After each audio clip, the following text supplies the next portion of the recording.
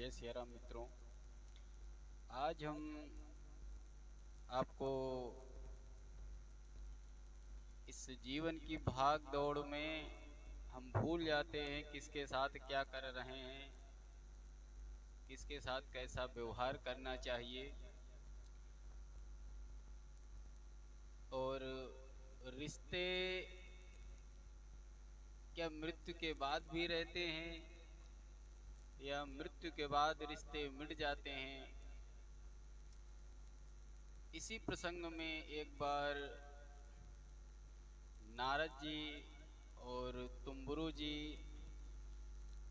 पृथ्वी पर भ्रमण कर रहे थे और गर्मी की वजह से बाजार से निकलते हुए एक पीपल के पेड़ के नीचे बैठ गए। और जब पीपल के पेड़ के नीचे से बैठ गए छाया में, तो इतने में एक कसाई 25-30 बकरों को लेकर के मार्केट से बाजार से निकल रहा था। अब उन में से एक बकरा छूटा और एक दुकानदार की दुकान पर गया और दुकान पर लिखा हुआ था सगाल सेठ चंद।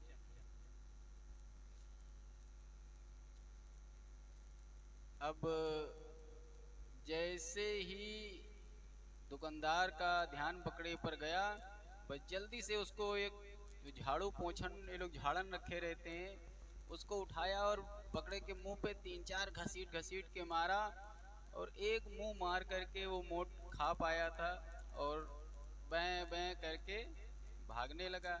अब उसके मुख से सारे जो मुंह में भरी थी दाने वो सब गिर गए मोट के। अब पकड़ा बकरे को और कसाई के पास लेकर गया।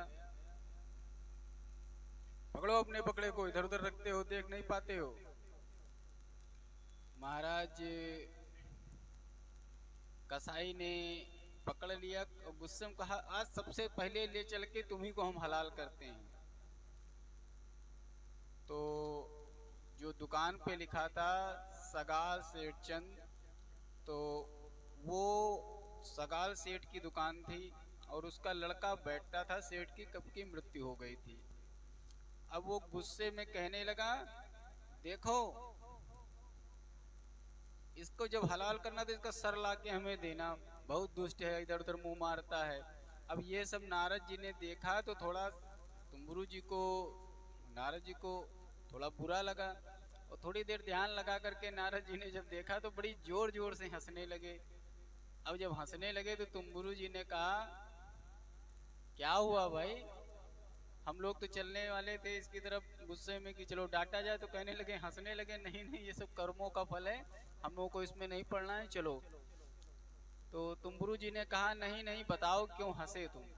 तो बोले जो दुकान पे लिखा हुआ है सगाल सेठ चंद, तो ये जो सगाल नाम लिखा हुआ है ये यही बकरा जो बना है यही सेठ जी हैं, और वही सगाल सेठ जी बकरा बन करके इस बार आए हैं। तो मार्केट से निकलने लगे तो इसको पूर्व स्मृति हो गई कि हमारी दुकान है, लाओ इसके यहाँ से थोड़ा सा कुछ खा लें, क्या दिक्कत हो जाएगी। अब दुकान से अपना पुराना संबंध और अधिकार मान करके एक मुंह मार लिया। अब बेटे के लिए जिसने इतनी बड़ी दुकान छोड़ दी, इतनी संपत्ति छोड़ दी और इतना सब बना करके गया था, आज वही बेटा कह रहा है इसकी मुंडी हमें दे देना, तो यही सोच करके हम हंसने लगे। अब इसीलिए कर्म की गति और मनुष्य के मुंह पर मुझे हंसी आ गई कि आज जिसके लिए तुम मर मर के इतना बना के जा रहे हो, कल अगर ये शरीर को छोड़ करके किसी दूसरे शरीर में उसके पास आ गए तो कोई काम के नहीं हो।